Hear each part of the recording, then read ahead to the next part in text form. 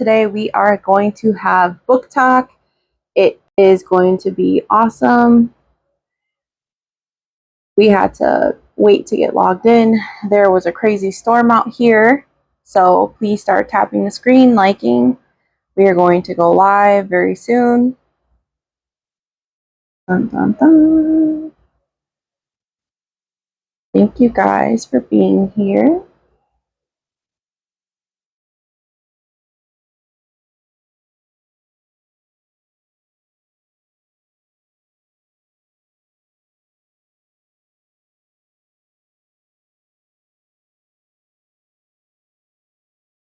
There we are. Confirm. All right. I'm sending an invitation. Let me turn my camera on. Awesome. Can you hear? I'm good. Can you hear me? I can hear you. Awesome. So I'm excited. We are going to share the live right now. We have a few things to talk about, many things to talk about. Because we have your books, 3 different books to kind of touch base on. Yes. Because you're awesome like that, correct? I try to be. Nice. No, oh, yeah, I mean, your setup and everything was awesome. Let me fix my lighting. It was awesome at IndieCon, and I just really loved it, and I fell in love with everything around you, and I was like, man, this is really cool. I need to step up my book game. So much. I mean, I only did that for I'm hearing like an echo. I don't know if it every time I Okay. You hear an echo or not? Yeah, a little bit. A little bit. You're okay now. I think you're okay. I can hear you. Yeah. No, you're good. We're good? Okay. Yeah. Oh, no. I'm hearing like an echo on my side. Okay. I'm not sure if it could be the signal and stuff like that. There was storms around here. So, like, that's what took me a little bit longer to clock back in on this was, like, to restart it. But I think it'll be fine. Yeah. You're good. So, I appreciate you having me. Yeah. It's being wonky. No, it should be fine, though. We'll be okay. Do you want me, like, exiting? We're going to get through it. Oh, see, I can hear you fine. Yeah, it's just like, I think it kind of gets like that. I'm hearing an echo. Yeah. Maybe, why don't you log out and then pop right back in, and then we can do it if you want. Yes, let me try. Yeah, you should be fine. Yeah, just... Okay. All right. Thank you. No problem. All right, you guys. If you are here, we are going to be doing the live. We're going to be talking, book talk, all that fun stuff. So make sure you are joining in. We are going to have some fun. Oh, yeah, no, you sound great. Okay, no echo. No, still echo. I was going to say, you sound better. As long as you don't hear it, it's fine. I'll deal with it on my end as long as you don't hear it. I honestly don't hear it, but you know what? I will tell you, I was on a podcast once. I was talking the whole time, and there was echo in the background, and it's because, like, I had the live on, and then there was, like, an additional link or something that was going on in the background, and that's what was causing the echo. I don't know. Yeah, it happened to me. I get it. So, yeah. Yeah, just check to see if anything is connected. We're gonna have fun. We're waiting for people to show up. We have a few people, so don't worry about it. If you guys are here, comment below, send invites, have people join, ask questions. Still hear it.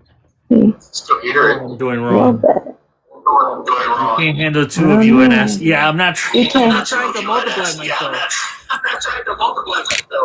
I know, it feels like it's multiple. So weird. Hi, Denise. Hi, Christal. How are you? Oh, good. Echoing too. Denise also. Thank you for joining. Yeah, Denise, get off. No, I'm just kidding. Let's see what's happening. That's so weird. It could just be like the signal and stuff that's going on right now. It's all right. I think we'll get through it. Do you have How us do you on feel? one device or two? Do you have us on one device or two? I have you guys on one. So I'm right now, I just have you guys on my phone and I hear you, but I don't hear a playback. But I don't know, do you hear me playing back and I'm too much? Like, I'm just on my phone. yeah, me too. Like you, like, I don't know what's going on. Christal, you come through crystal clear. Like I don't hear any feedback on your end. Like I don't hear an echo on you. It's only when I'm speaking or when Denise is speaking, I was hearing it. Yeah, you're super famous. What are you watching it from?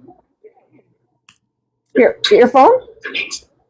No. Well, yeah, that might be happening because she's watching it from her phone next to you. Yeah, but what about your device? On your I'm on my phone.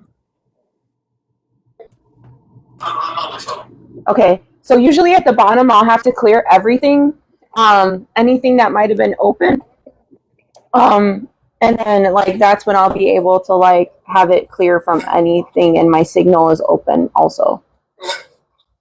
I usually have to do that all the time. Denise, how are you? Ooh.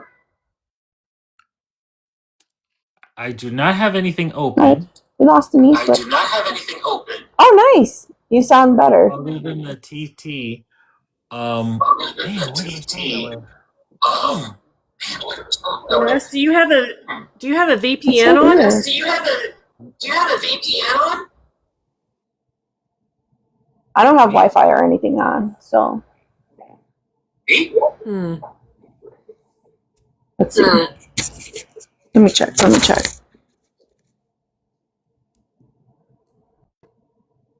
Hold on, is that better? I hear you pretty good. Hold on. Okay, I think the echo's gone. Yes, the echo's gone. Okay, so I had my microphone on. Oh, okay. So maybe that could have been what it is. I usually don't have a problem with it, but it's all right. I have it so that it noise cancels because otherwise my kids will be loud in the background. So we're good. We're good. All right, cool. 5-minute portion of this. It's done that to me before when I've had my mic on. Yeah. So we're gonna get going with your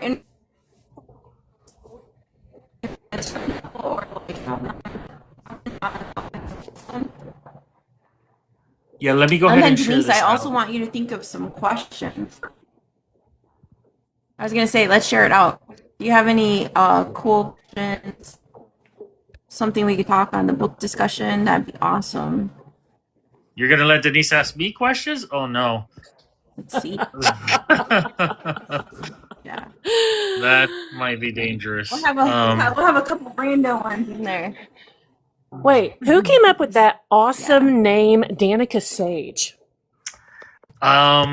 Somebody I knew. I don't recall. I think I put all the names in a basket and picked one out.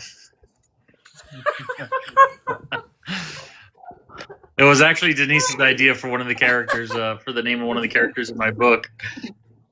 All right, let me send that out. Let me also share this to the Discord.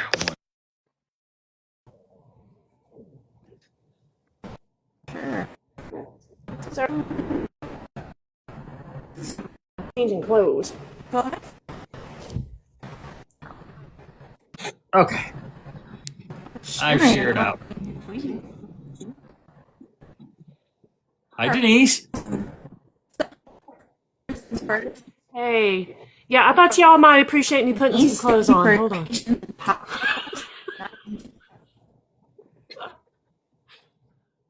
So do what you gotta do so people come in and start giving gifts. Look, I ain't got time to dress up one of your characters, okay? Just don't test me. I'm going to take out my habit. Crystal's having some bad weather over there, so she was saying that the Wi-Fi is a little spotty. Yeah, I just went through a shitstorm trying to get home. No. I mean, it was dark and gloomy, and I couldn't see, and people were pulled off under the bridges, and I said, "Oh no, I gotta go home." Yeah. Yep. Absolutely. Absolutely. So I muddled through. I got a lot Are you- to do. Are you good, Christal? What area were you around? I'm sorry? Oh, good. Okay. What area were you when all that was going on? I'm in What Indianapolis. area did you have all the storms and stuff? I'm Yeah, in Indianapolis. I was gonna say they got hit really bad right after we did. Yeah, I'm by Plainfield, Illinois. So over here in this area got really crazy. Yeah, your But, stuff usually all comes our right. way. We are going to get into. Yeah. Oh, what you did there. We're all from the Midwest, most of us. Usually have. We'll start your discussion if you want to. You can get into a little bit of what you're doing with your books. First, maybe who hasn't seen you, why don't you talk about who you are from? Okay, you were breaking up a little. I think you told me to talk about the books and who I am, right? Yes? That's what I heard. From what I could hear, that's what I heard. Hi, Nicole. Thank you for jumping in. I appreciate it.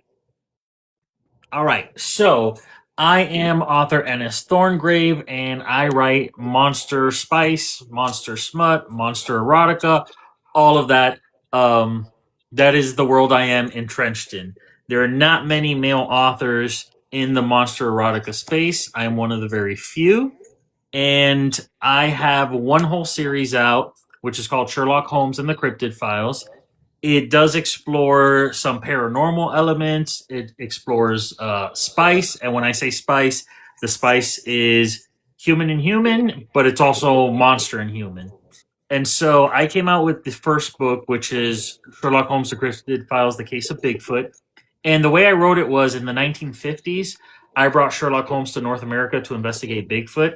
Well, by the time it takes him to get to North America, the woman that asked for his help to investigate this monster in the woods behind her farm, she falls for Bigfoot, and she has a few encounters with Bigfoot, and she has a lot of spicy encounters with Bigfoot. I leave Watson behind in England to take care of like researching some paranormal stuff. I created if you're familiar with the story of La Lechuza, which is an entity of a woman's head on the body of an owl. So I grabbed that and I made it like a secret society witches coven type of thing in the book. And Watson's kind of investigating that because Sherlock, everywhere he goes, sees people, sees certain people wearing this emblem. And he has no idea what it is. So he's trying to find out. So it's like a split on two storylines going on. And he gets to North America and Go ahead, I'm sorry.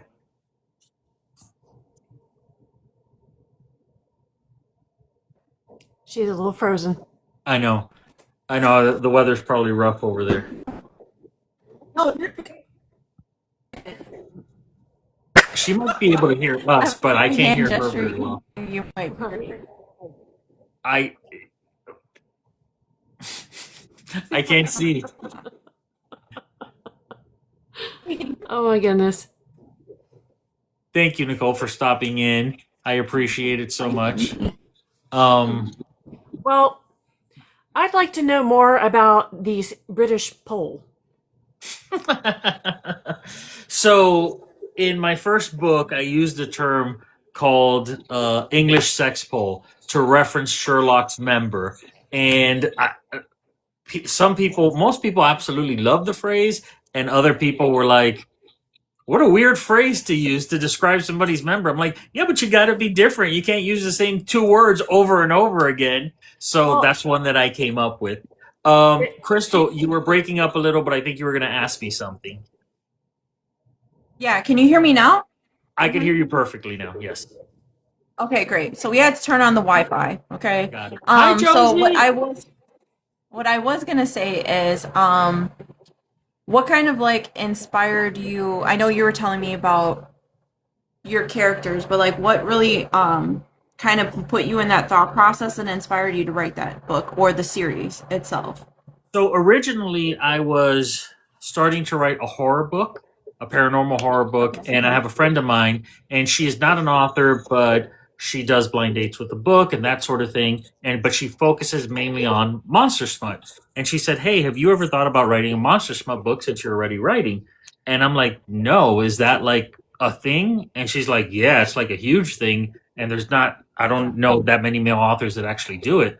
I was like, "Okay." So I looked it up and I was like, "Yeah, I could do this." And that kind of like inspired me. And what I wanted to do was I wanted to bring some familiarity to people. So I wanted to use Sherlock Holmes as that familiarity of the name. Now, Sherlock Holmes is completely different than the Sherlock people are used to. So it's not like for the people that like, oh, I truly love Sherlock Holmes and the classic Sherlock. He is not that. He is not the classic Sherlock. Yeah. He's like Sherlock 2.0, right? So he carries pistols and he doesn't really smoke pipes, but he smokes other things and stuff like that. So that's like the updated. And then when I did the first book, I was like, okay, the world of cryptids is huge. Bigfoot is popular, but he's very commercialized now. If you, at least in the area I live, if you go to a lot of, boutiques, or if you go to a lot of touristy stores, it's flooded with Bigfoot stuff.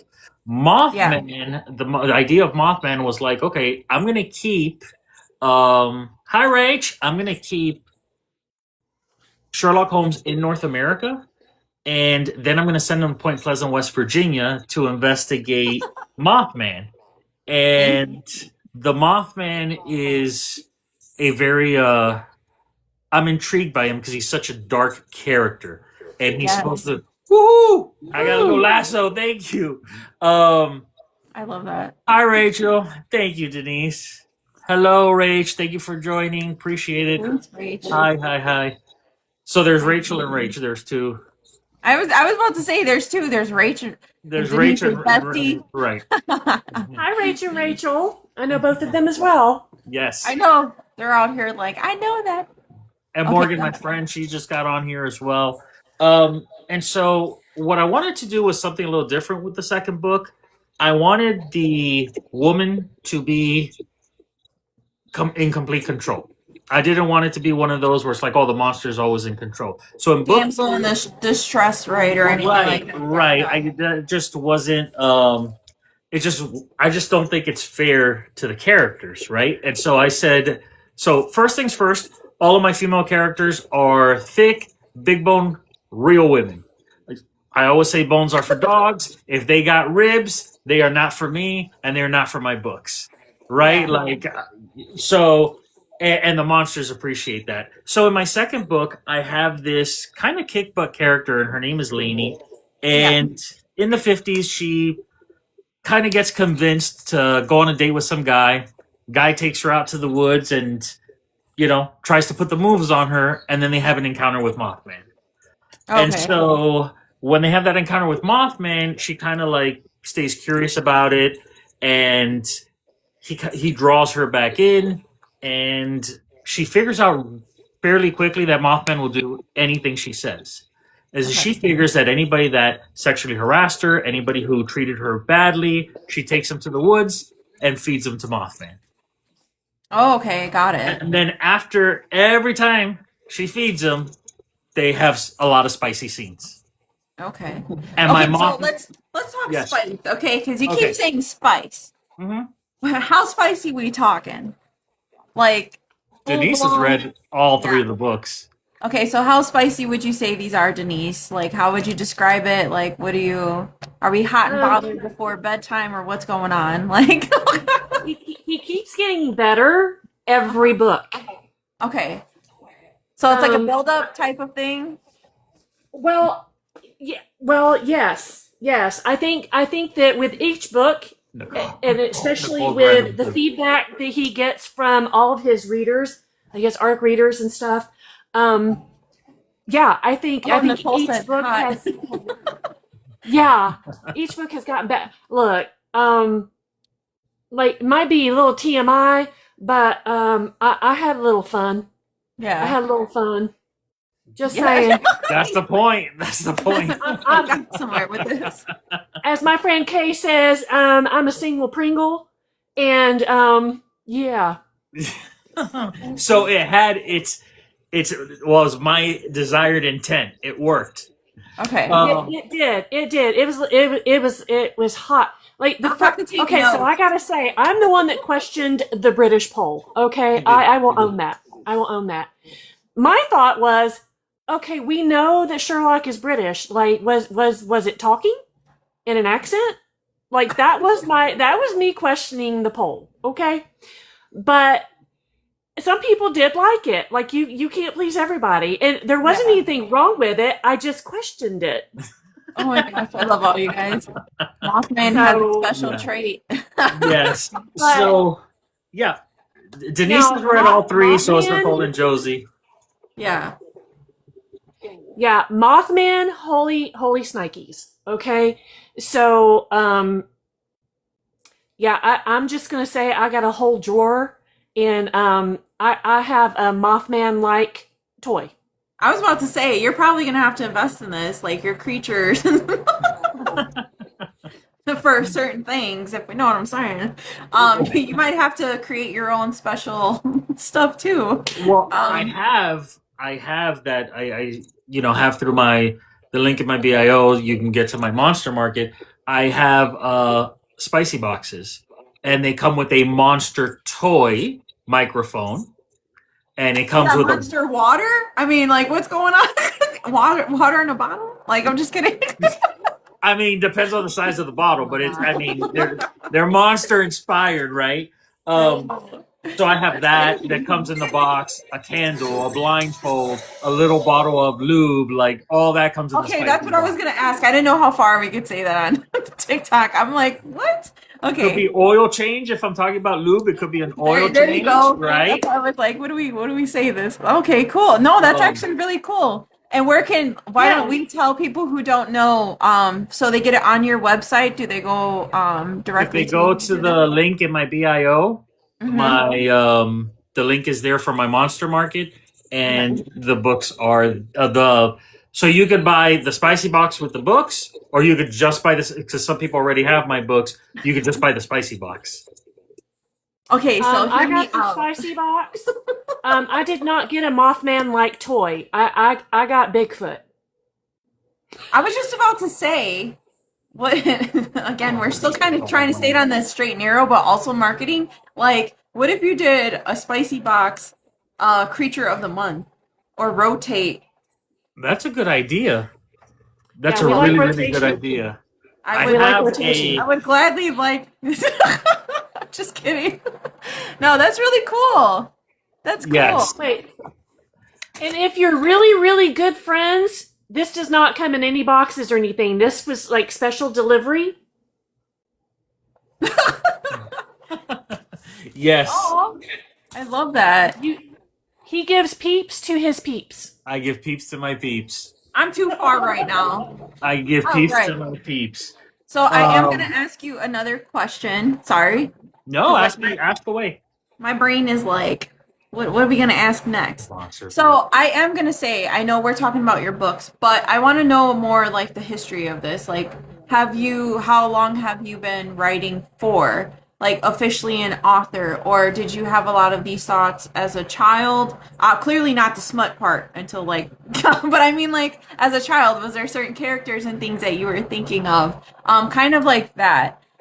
Just so that we can get an understanding where this all came from, your ideas, and just a little bit more about you and your history. I think that'd be awesome for people to know. Sure. So I have always been drawn at an early age to the macabre and the gothic. I grew up in a Catholic household, fairly poor, in a Catholic household. And so, scary movies were like, we're not going to put on scary movies, this and that in it. You grow up, and sometimes the more people push you against something, the more it interests you. Because it's like, why is this so taboo? And it's something that's kind of always fascinated me. I think. Hi, Crimson. Hi, JC. Thank you for joining. I think that it's um, a little arrogant to think that human beings have all the answers to everything. Yeah. I do believe that there's a whole other veil of shadows of just in a spiritual sense.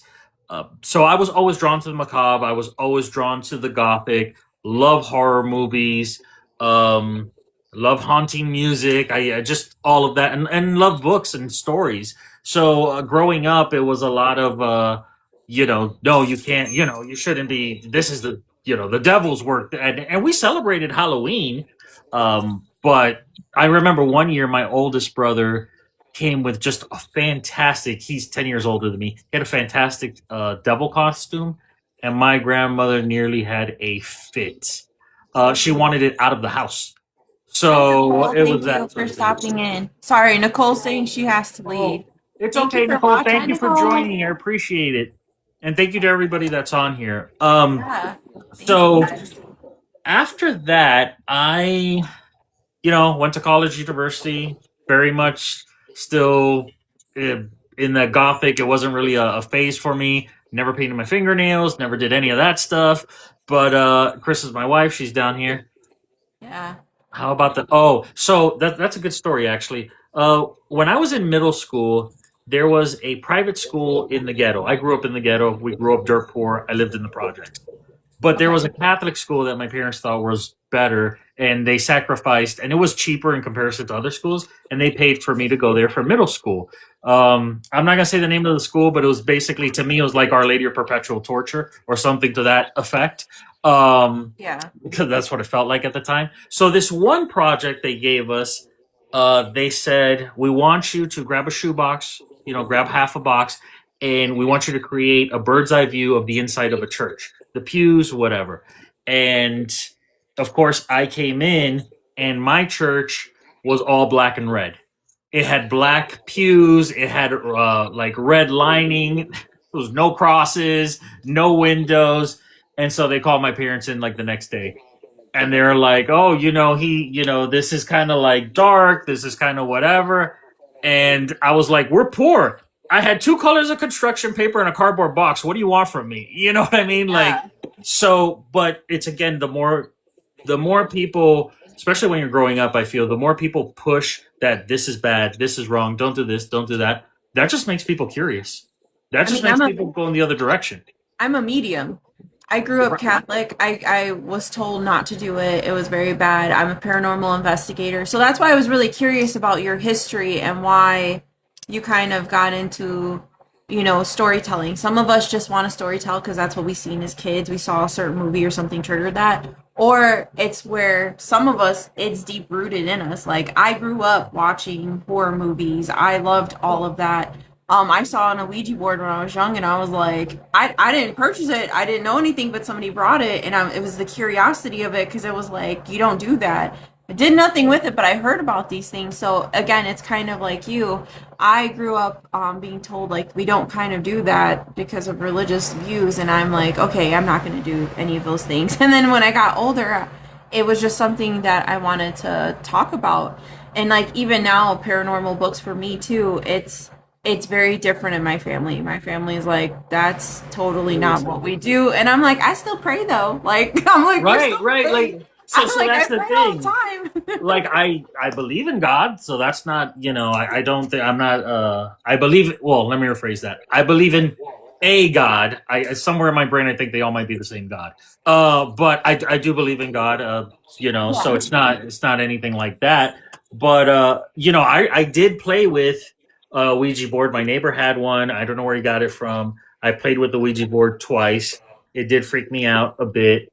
I was like, oh no. yeah, I did. I remember like we played with the Ouija board, and he told me you always have to say goodbye, this and that. And I was like, okay. And we asked some questions. I don't remember all of the questions, but I know we asked some questions, and then we went outside. We said goodbye, but we left the board out. We went outside to play basketball for a while. When we came back in, things were moved around the house, and there was nobody in the house. It was his house. His parents were gone. There was nobody there. So I was like, oh, okay, great. So I Like, we summoned something. We don't even know what we did, but yeah. being a Christian fantasy author, I never push anybody with my beliefs. Yeah. I mean, yeah, Rach, I get it. So then, you fast forward a little bit. I became a teacher, and Awesome. as a teacher, okay, as a teacher, whether you're in school or out of school, whether you're on the clock or off the clock, you're constantly getting judged. It's just part of the profession. So there were times in my profession that I felt I was very much in a shell because you have to be a certain way, right? So if it was up to me, my classrooms would be gothic, but they weren't. If it was up to me, I would uh, talk to them, which I did when eventually when I taught high school, because I taught history. I was able to dive into the Salem witch trials and things like that. But there was also like a political aspect to that portion as well. So I enjoyed my time teaching when I taught. It almost seems like a different world ago, but there was something very liberating when I quit teaching because I kind of felt like I was always like my authentic self, but I just kind of felt like now nobody's judging me. I mean, I would go to the supermarket and I'd run into parents and they want to have a conference, and you go to the movies and you bump into your high schoolers and whatever the case is. And so that part of it was very it was constraining, and I didn't feel it at the time as much, but afterwards I'm like, I'm gonna write whatever I want and I'm gonna do whatever I want, and whoever doesn't like it could kiss my grits because I don't have to answer to the man anymore. This is literally how I felt. Well, I feel like too that we all have like a purpose, because that's that spiritual sense, and I always say like divine intervention, and there's always a reason for something. So like there was a purpose why you were there and your students and dealing with all of that, but not just that. Like now, if you think about it, you're known now. You were a teacher, and if they look back and they see you, like that's kind of cool. They get your books or people recognize you. You know what I mean? Like in your town.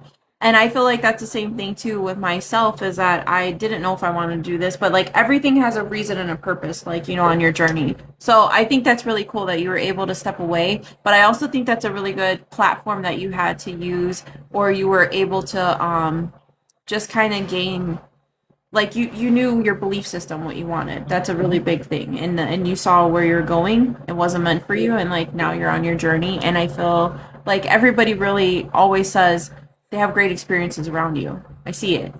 So like everybody who met you at IndieCon and they were at your booth, I'm like, that's the coolest booth ever. And I'm like, but I love paranormal and I love all of that. But it was so welcoming. It was all different, items.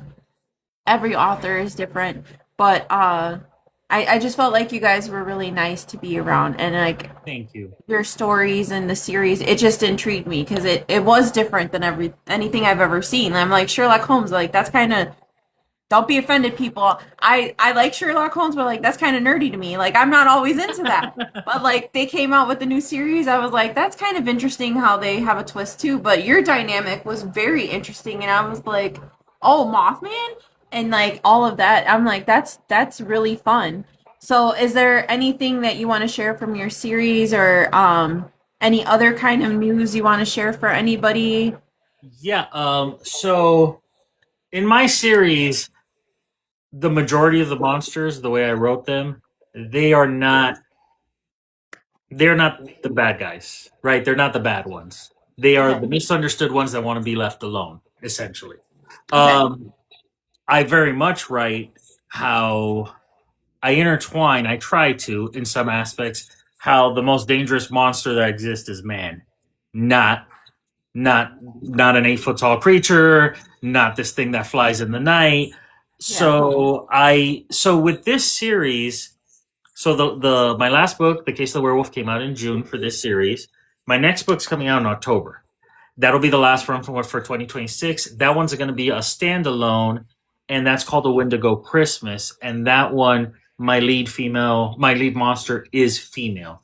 And the book after that, the lead monster is also going to be female, because I feel that that's an aspect we don't really see in monster smut. Yes, we see the male orcs, the barbarians, sometimes we'll see the mermaids, or what do you call the male ones? The male mermaids, they have a name. Merman or Merman, right. Thank you, Josie. Josie's my PA. Thank you, Josie. So that one is coming out, and I've actually really enjoyed writing that dynamic of,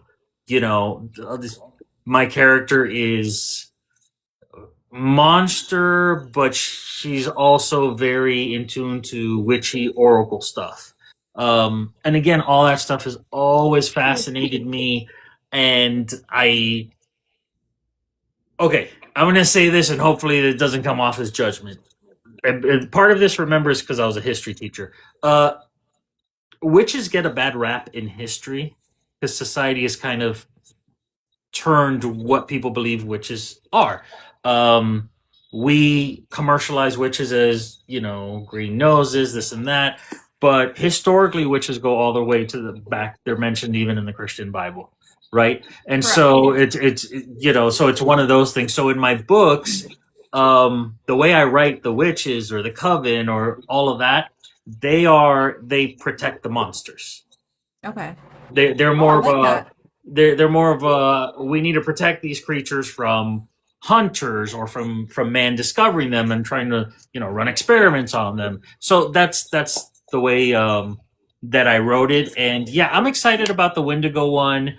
Hi, Heather. I had a lot of people that came in, and I had already the promo pictures for the Wendigo Christmas book, and they're like, "Oh, I so wish you had it."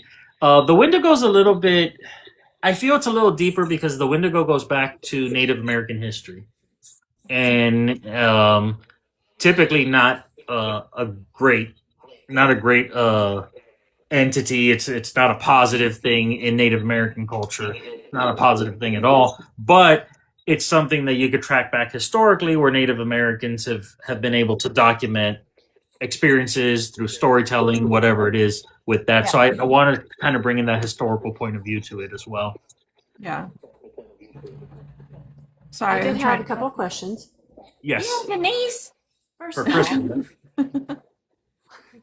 Hi, Heather. Why Sherlock? What is it? I know I have special things that I associate. So what about Sherlock? Why him? Everybody thinks of Sherlock. When we think of Sherlock Holmes, what do we think of? We think of this genius that's sitting in his study. He has the answers to everything. He could walk into a room, analyze, pick up on clues immediately. But what if Sherlock doesn't have all the answers right off the bat? And that's what I wanted. I wanted to grab a character that people know that, hey, this guy could figure things out like this. But when it comes to monsters and cryptids, he's like, wait, what? What is this? What's it called? Where do they come from? I wanted that. It was almost like I was trying to open him up to have more curiosity instead of just blam, here you go.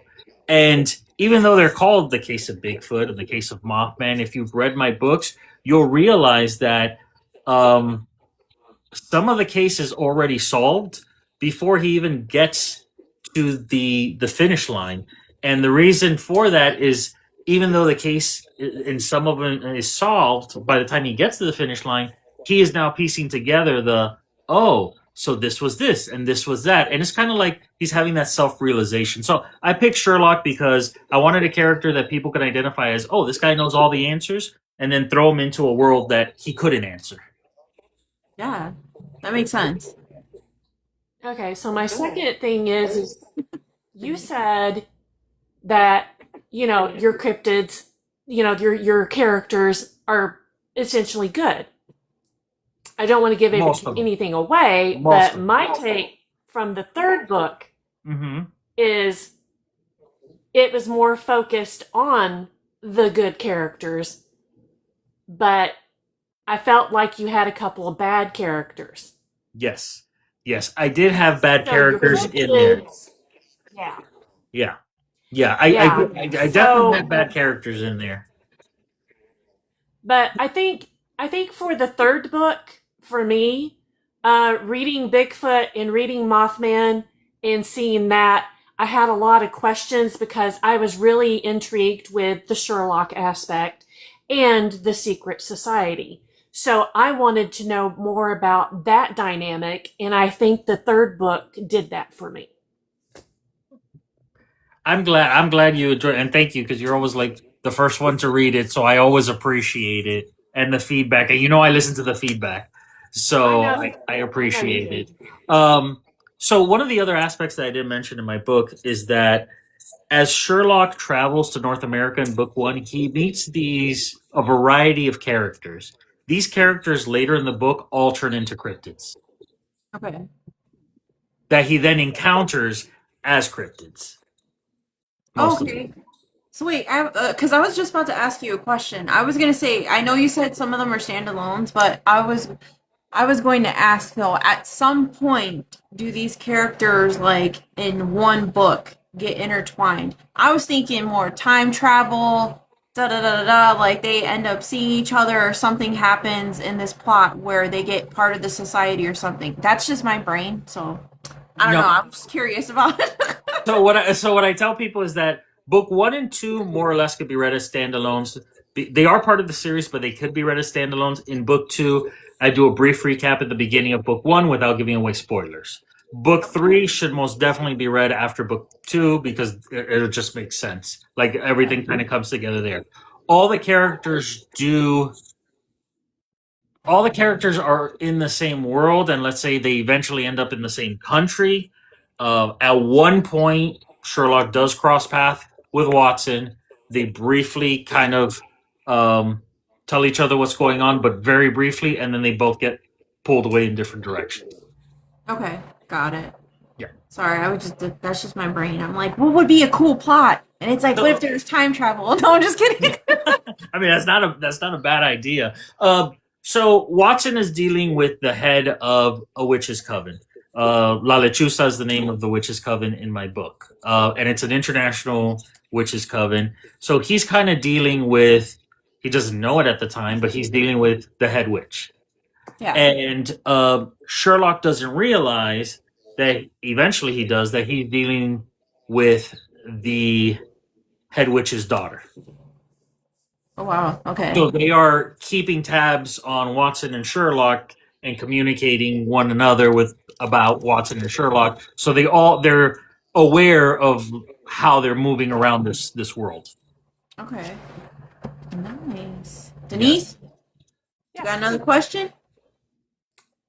I'm sorry. I was just in I didn't know. I was like, do you have another question? I'm about to ask another question. I was like, I'll have to go back and see. Oh, thank you, Rach, for being here. Thank you, Rach, for joining. I really appreciate it. A lot of blessings, a lot of love. Thank you so much. Faded Pages. Welcome, Faded welcome, Pages, guys. Canada. Hey. Hi, Nicole. Right. Hi, All Nicole. Thank you. Thank you guys for watching and sharing. So then I am going to ask you something a little bit different outside of the books. Okay. You let me know. So, do you yourself? I know you said you felt like it's more commercial with Sasquatch, Bigfoot. Mm-hmm. Yes.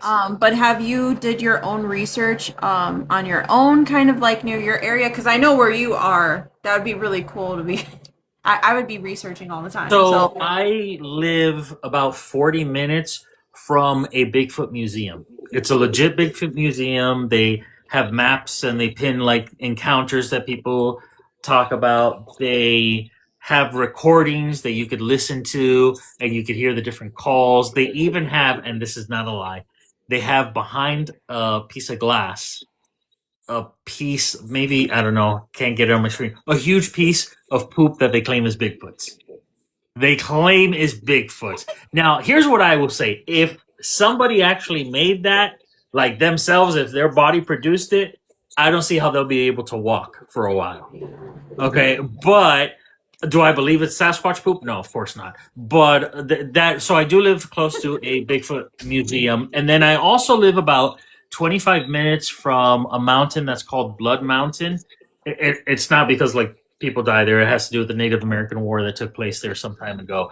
But in Blood Mountain is like a hotspot for Bigfoot sightings, and so I've gone to Bigfoot conferences, I've gone to Bigfoot festivals, and I do believe that some people are lying about what they see. I think some people just misidentify. However, I've read enough books to know that not everybody is lying.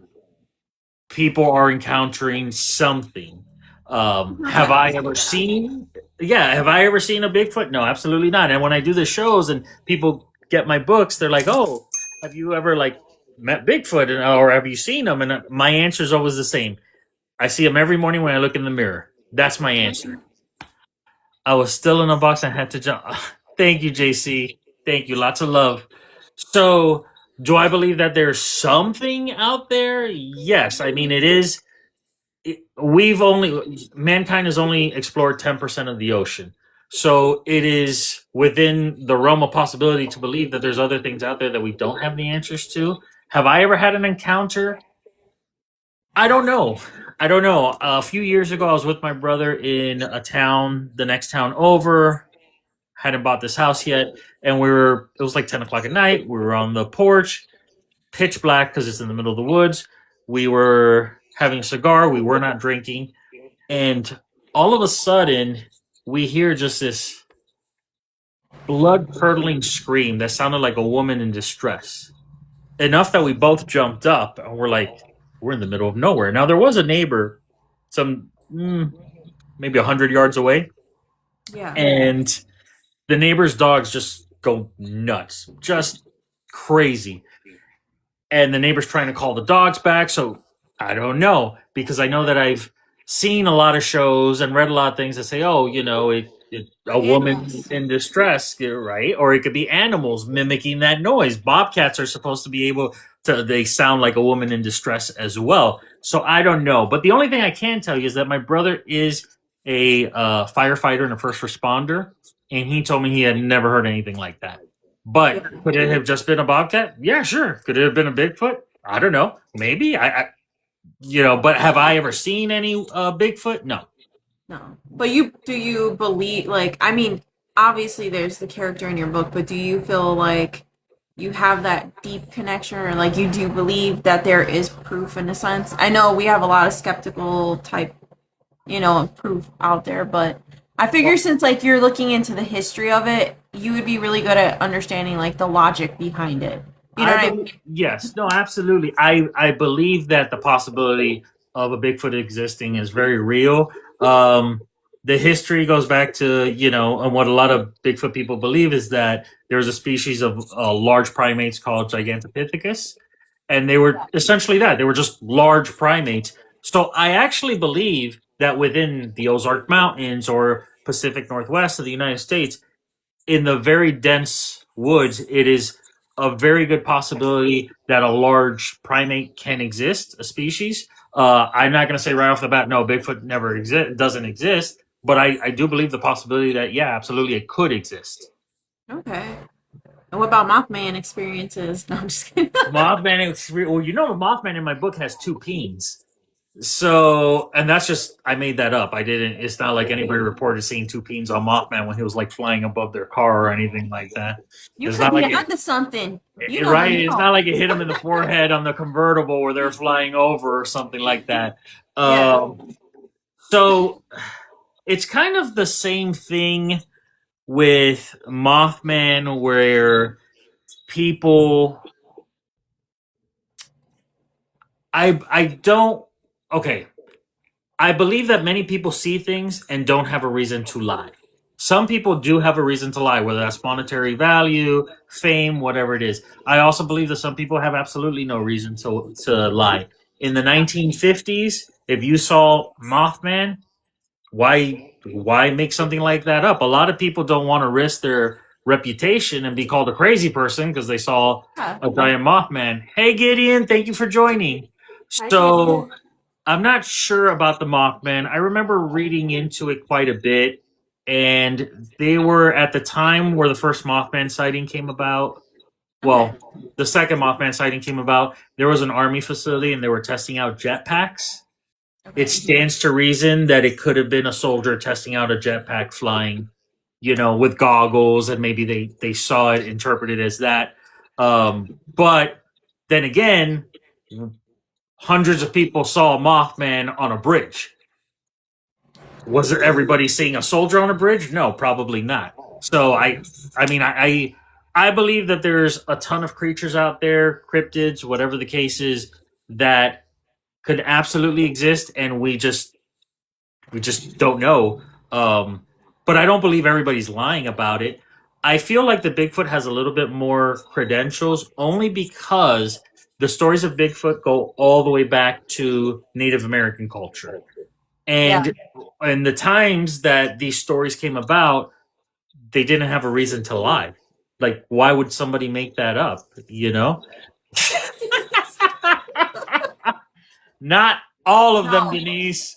I'm gonna tell you though, like what Denise is saying though is like, even if you did, knowing from the spiritual end, even if you were to do that, that opens up your third eye. So yeah, you could kind of see a certain thing or not. It could be make believe, but not always. Sometimes that opens you up to see. That's why I said you could be onto something writing about your second encounter, because some people get prophetic sight or vision and they don't understand that, and then they'll actually see something and then their mind, or they think they're playing tricks on them because they're like, wait, this feels like deja vu. I kind of thought I was like dreaming about, and it's not that. It's like they had what would be a premonition, or what they felt could be a possibility of something to come. So like, I do feel like what Denise said, there is that aspect of it, but I do feel like what you're saying, it just makes sense. You're not going to want to lie back then. No, I just feel like you're not. I feel like since we're in the 1950s, we need to do an Area 51. I do.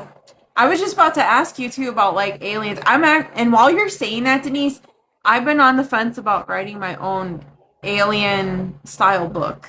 I've been thinking about it. I don't know fully, because everything I do is like more entity, shadow creature, more like where I'm old school. Like, I want to feel scared that it feels so real.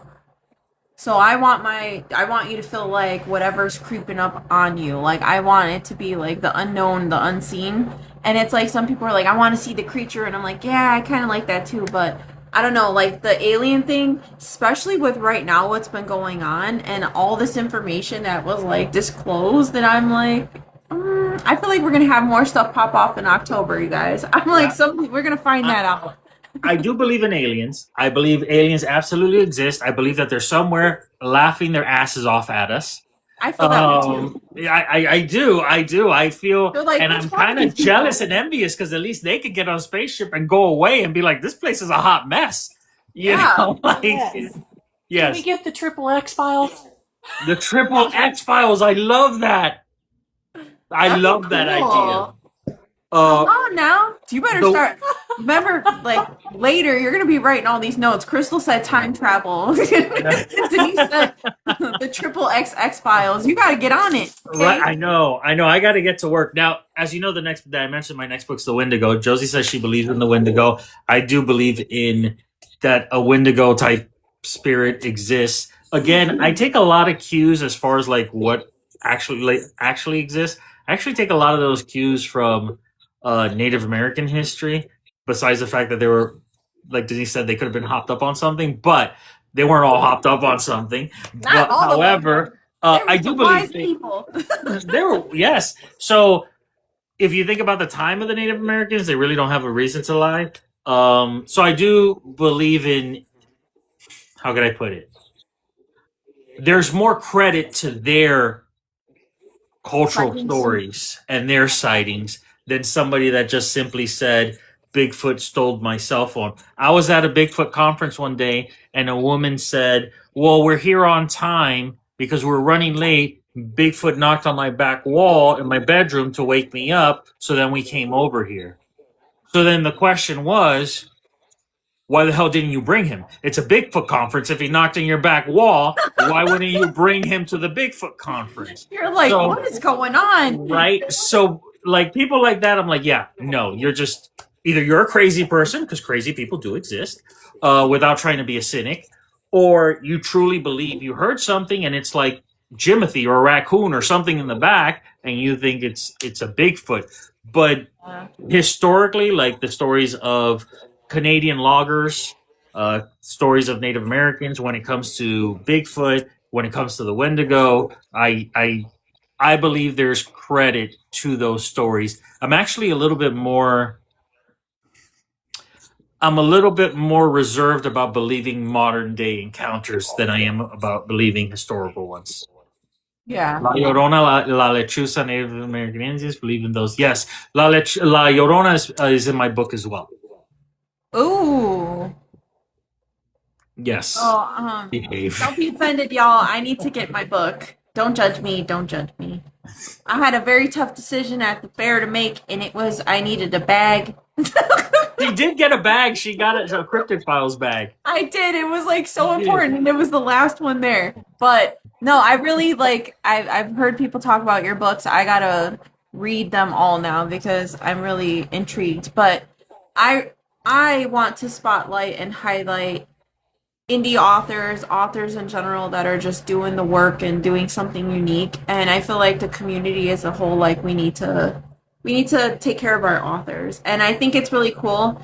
I know people do podcasts and interviews, but mine are a little fun because like I always ask some random things, or like because I do the paranormal, I want to know if you've had some paranormal experiences and things like that. So it is a little different, and I'm really glad you're here. Oh yeah. I know you sound like you had a lot of really cool things happen. But with your books though, what's like on the docket? Like what's next for you? I know you did talk about the 2 books coming out, Right? And then we have our own. Yes. If you want to talk about that, We can talk about it. Absolutely. So, Christal approached me a few weeks ago, and she's putting together an anthology series with a few authors. I don't know how many. Yeah. Authors, but she asked me if I want. Still looking for a few. If this is your vibe, Yep. tell them. Or you could make it your vibe. Yes. Denise is an author. I don't know if you know this. Denise is an author. Oh yeah. Okay. Yeah. Okay. Yeah. So, basically, it is a horror anthology, and I asked Christal. I said, "Can it be spicy?" So she's like, "Yeah, it's for adults," and I was like, "Okay." So I actually did start writing that story. So that is, I would say it's probably 45% done. So that one is gonna come out soon, and well, when the anthology comes out, I'm really excited to just be in that anthology, and of course, just honored that that I was asked, right? So I'm really looking forward to that. That's gonna be really cool. It's a horror paranormal Christmassy themed anthology. Because like I said, I am on the paranormal side. I've had many experiences. I thought what kind of cool way to incorporate that all. And I've had, like you said, I've had fantasy writers that are like, I want to jump in on this. And they're putting their twist on it. I'm like, do what you want. So basically, we all get to have our own book. We get to distribute it ourselves, and it's all going to be different stories that we collectively come together with. But it's my vibe. It's what I love. And I feel like short stories and stuff like that, that's kind of cool. Like, you have that more juices flowing, and if you want to do one story or 2, like, I'm totally in for everybody to be involved in that. So, yeah, Denise, think about it. Well, also, how long does it have to be? How many words did I say? I think you said 3,000 to, was it 3,000 words to 25,000 was like the range? I think it was around that, roundabout, yeah. Okay. Okay, so a novella to a novel. I got you. You could turn that out, Denise. Don't act like you can't. Yeah, I mean, I will look back though at the amount. It's not too crazy. I've had a lot of people like really get in on it, and at first some of them were intimidated, but actually everybody has just like really hopped into the project. So like it's if you write less than that, that's fine. I just think it'd be cool to have a selective I think a really wide range of authors that have a different twist. I think that's the fun part. I don't want it to just be the same. I want it to be something unique that we can all share together. So yeah, Denise, Right. whatever Yeah, you I feel like. appreciate that. So Josie's my PA. We're part of a collective. There's two other authors in it, JC Reed and Nicole. And Nicole's she was on here with Faded Pages Canada because she's going to be the person who's opening Faded Pages, the Canada location, because there's already one in Belton, Missouri. So, and they are both excellent writers. JC is more in the fantasy realm. Nicole is more in the, I would say, probably dark, spicy realm. Perfect. DeCredico. Yeah, DeCredico. Nicole's last name, DeCredico. So you guys know who to talk to. We'll all work Yes. together. Absolutely, absolutely. Yeah, and they're just great. I mean, all the authors that I know, Denise, Nicole, JC, yourself, are all amazing. So, Thank you. if they weren't, I wouldn't recommend them. So, but You're like, I- we wouldn't talk right now. No, I'm Right? just kidding. I really why don't you appreciate talk the about your opportunity. other big thing that you have going on? Your what's going on? What other The February thing. oh, the February thing or the next weekend thing? The next week I'm going to CreepyCon. Yeah, no, your thing. Come on. Oh, the monster thing. Yes. So again, I was approached. I'm getting to the point. Denise's spicy dark romance. She is amazing. Yes, she is. I'm not I mean- dark romance. No, Nicole is dark romance, but your book is spicy. Denise, your book is spicy. Yeah. Yeah. The good spice too. I really enjoyed it. I really enjoyed it. So I even messaged her. I'm like, Denise, is any of this true? Please tell me it is. It was You're talking about fantastic. the tall man. Okay. Well, they were both. She has two books. So, friend of mine, she owns a company called Bookish and Bigfoot. That's the person I was telling you who was like, hey, why don't you write Monster Smut? And she's had this idea to do a Monster Lit Con. Now, there is one Monster Lit Con thus far in the United States, and it's in Boston, and it's massive, and it sells out quick. My Yeah. experience has been they're not very good about allowing new people. So my friend was like, we could do this. We'll do an 18 plus event. We'll feature some premier authors, but I'm going to need you to co-host if you're willing to do it.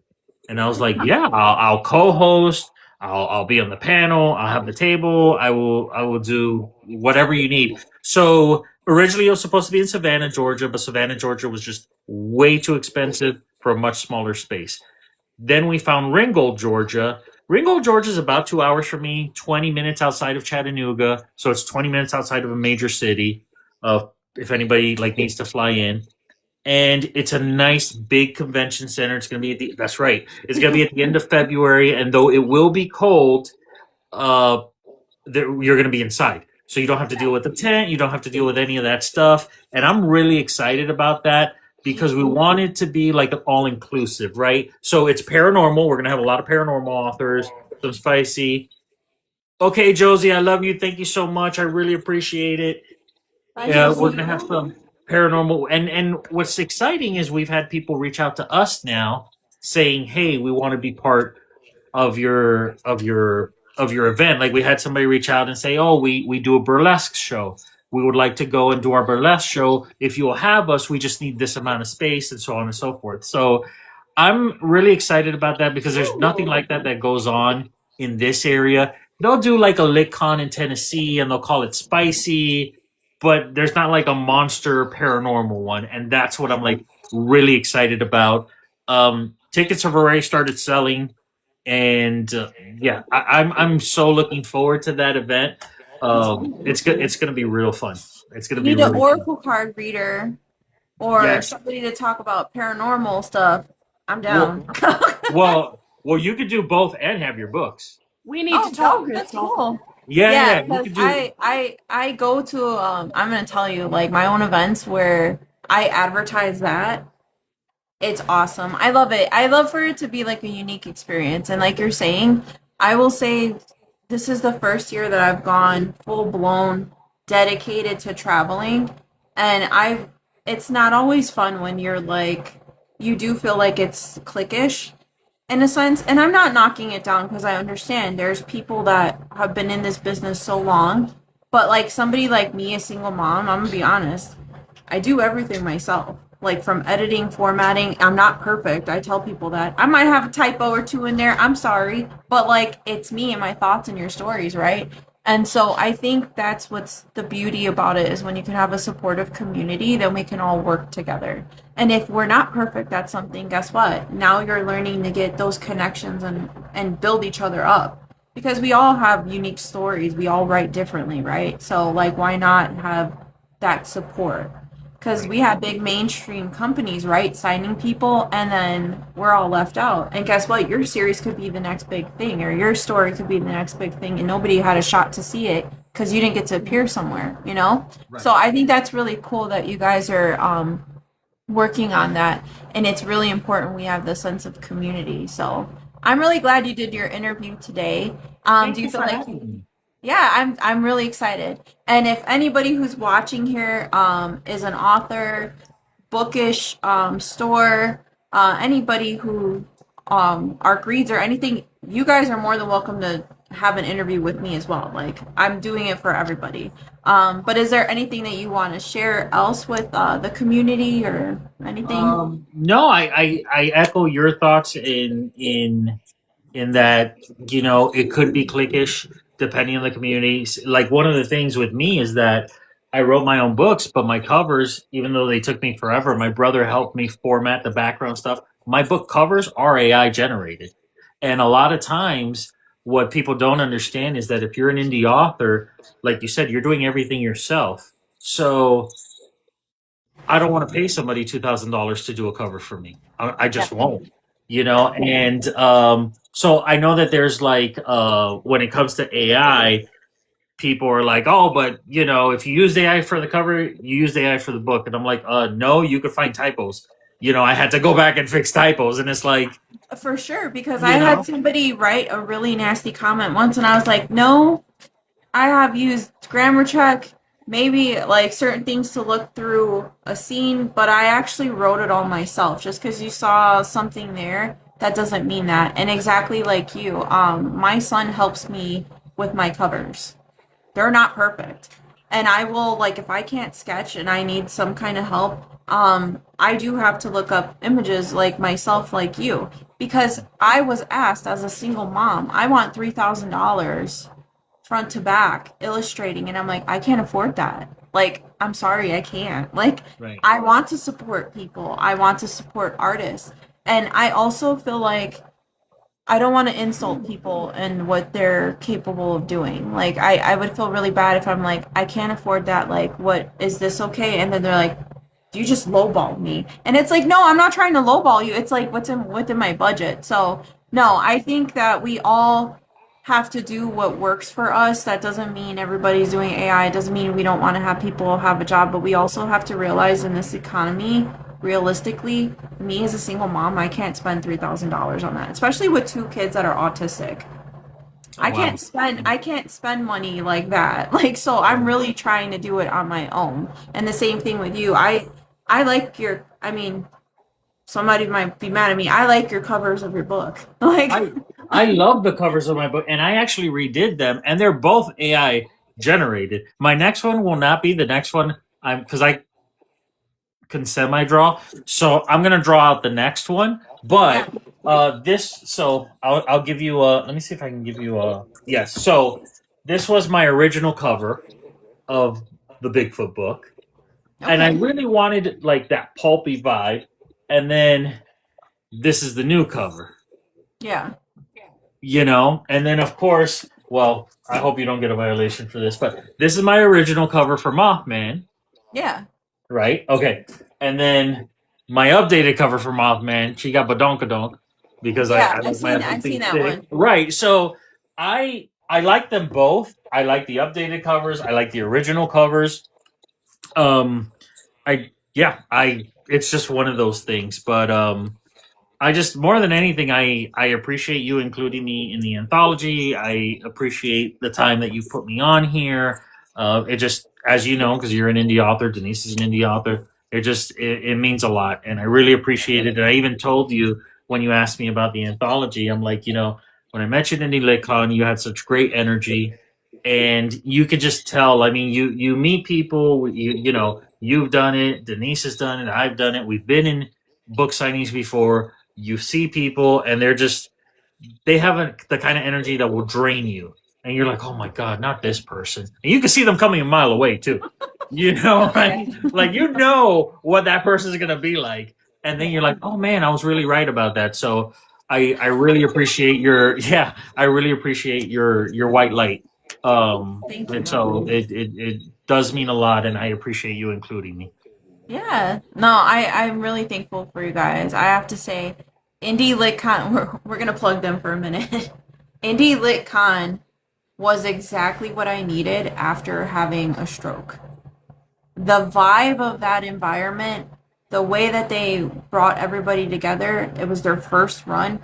I have never been in a more welcoming, inviting atmosphere. Like, everybody was so uplifting, no matter where and what level they were at. Like, everybody just got along. And I have been in events you're like, oh, do I talk to this person? Do I not talk to this person? Because like you could just tell, like their aura, their ego is like in their way, and you're just like, okay. But no, I'm really excited. Like I had fun immediately at your booth, and I'm like, can I take a picture? Like I was fangirling, and I'm like, this is fun, but that's what it's supposed to be about. Like we're all supposed to feel that way with one another. So thank you for all of your time. No, thank you. And I asked to be beside him. Aw. Yeah. Yes, she did. And, well, I'm going to be in Indie LitCon for 2027 as well. Me too. And so is Denise. Me too. I am so excited about it. So yeah, no, this came at a good time today because I got home and I was taking off my bracelet and my second bracelet popped. Okay. And I had that bracelet for a few years, so I'm like, oh, okay, you did your job.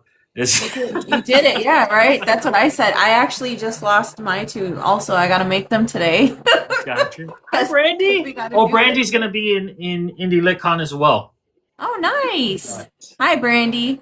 But yeah, Denise, do you have anything? I know you joined in today. Do you have anything that you want to share or plug or anything for you? Because you were a great hostess with the mostest also. Plug your book, Denise. Oh, wow. Come on now. Well, I was very excited to talk to you about the Tall Man Prophecy because it's a psychic romance. And it's part true, part not. Oh. And that's what NS was talking about. He's like, please tell me some of this is true. Yes, some of it is. It also has my mom and dad's real love story at the beginning. Oh. So I love that. And then Sworn in Secret is my first book in a series. Life has been lifing right now. I got a promotion. I moved. Y'all don't want to see this living room because you'd be looking at some boxes. But I'm 12 chapters into book 2. Okay. I also wanted to mention I found a local artist. She is my barista at our microbrew where I work my day job. Nice. And she does not charge all the cookies that y'all talking about. And I love the fact that I have that creative process with her because I tell her what I want, and it's amazing. I'm not knocking the AI. Trust me, my first cover was AI. Anything we do now is AI. Like you can't even spell check without AI. That's what I say to people. I'm like, that's what it is. And even back in the day, it wasn't called, like, we didn't say AI, but it was doing it. It was going through proofreading your stuff. Where are you missing a punctuation? What we doing? Right? It was a paper clip that was like, how can I help you? Yeah. Yeah. I don't agree, right? I don't agree with people using it to write their books. Yeah. I mean, writing it for them. But I ask it questions. I'm like, oh, wait. Assistant warden, why would there not be one? Because I wanted to do something with my story and I needed a reason for them not to have an assistant warden. So I was like, oh, why? Why doesn't, what's a good reason? So, stuff like that. And that's fine. Yeah. But yeah. I know what you're saying. So that's my 2 cents. NS is a great guy. I try to always show up for him. Sometimes he'll go live without telling me, and I miss it. I'm going live tomorrow. but he always tries to show up for me, whether he can be on camera or not. And he's like a really supportive friend. And I love him. I love his wife, Chris. They are amazing. Yes, So- yes. You guys are like the dynamic duo. Like, if I wanted a partner, yeah, Chris, if you're still watching, I know you said you were leaving, but if you're watching, Chris, like, if you are with somebody who's a partner through thick and thin and picking each other up, I mean, the two of them together were great. You guys were great together. It's like that yin and yang together where you guys are, you know, working, and it just works. Like, because not everybody can work with their partner. Not at all. True. Thank you, Denise, and I thank you for that, and I love you too, and I always appreciate your support. All right. So I think we're done Always. with our live. Thank you guys both for joining me, and I will share this on YouTube's. Where can we follow you guys so that people know? TikToks, YouTube, tell them. You follow me on TikTok, Insta, the Book of Faces is on there. If you could also follow me on the Zon. Those are all the places you could follow me. I've been trying to be better about going live, so I will be going live again tomorrow. Denise, I will be going live again tomorrow, but I have to like schedule it because I haven't done that. So yeah, basically TikTok, Insta, and the Book of Faces, and you could follow me on the Zon as well. All right. All right. Thank you guys for joining me. I am going to get this out of here. I got to get dinner going, but it's late now. But I'm so glad that we were able to talk together. So y'all have a good night, and Thank you we so will much. talk soon. Yes.